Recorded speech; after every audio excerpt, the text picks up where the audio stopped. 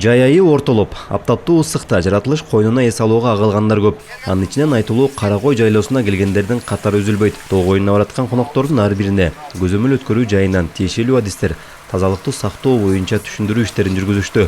Сиздерден мына тоону таза кармоого аракет кылышыңыздар керек. Эс алуучулардын эсине деп жаратылышты таза сактоо, таштандыны таштоо боюнча эскертме тактайчалары да илинген. Ага карабай жол боюна желим бөтөлкө, полиэтилен баштык жана башка таштандыларды ыргытып кетишет. Аларды Кыргыз Ата мамлекеттик жаратылыш паркынын кызматкерлери ар дем алыш күндөрү тазалап турушат.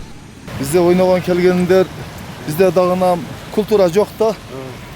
Мындай напитиктерди, жакы бакалашкаларды ичип туруп айнектен ыргытып кете берет. Ошол себептен бизде тазалыкка көбүрөөк көңүл буруп, келген адамдарга тазалык болуш үчүн өзүбүз уюштуруп, мусорлар терип турабыз. Мусор машина бир жумада 2 жолу чыгат. Азыр жайкы дем алуу мезгили болгондуктан күн сайын кереметтүү ажайып Каракой жайлоосуна келгендердин саны арбын. Арасында чет өлкөдөн келген туристтер да көп. Ал эми Каракойдун ичинде өзгөчө корукка алынган Кыргыз Ата жаратылыш паркы менен келишим түзүү иштеген эс алуу жайлардын саны 50гө чамалайт. Алар 1000 ашуун боз үй иштетип, акча табышат. Талап боюнча эс алуу борборлордун аймагында таштанды челектер жана тоону таза сактоо боюнча эскертмелер болуп турушу керек. Бул жерде бир таштан челегибиз бар, кухнянын ичинде бир бар. Общий территорияга ушул жерге ташталат да. Биз өзүбүз бул жакка отдельно пакетке салып чогултабыз. Бир жумада бир жолу мусор келет. Ошодон салып жиберебиз. Бизде по договору жерлерди алып иштетип аткан, мейман күтүп аткандар менен договордун ичине киргизгенбиз. Мусорларды тазалыкты кармаш боюнча ого киргизгенбиз. Анын үстүнөн андан тышкары дагы мусорный ящиктерди даярдап коюп берип атабыз. Коюлуп атат күчүбүздүн жетишинче да. Мен полный 100% айта албайм, себеби ага каражатыбыз анчалык жетишсиз. Ар бир эмелер менен кирип, ар бир менен сүйлөшүп, тазалык боюнча эскертүүлөр берип баштадык. Эгер 3кө жетип калса эскертүүбүз, 3 жолу бергенге жетип калса, анда договорду бузуп, башкадан эметишибизге туура келип калат.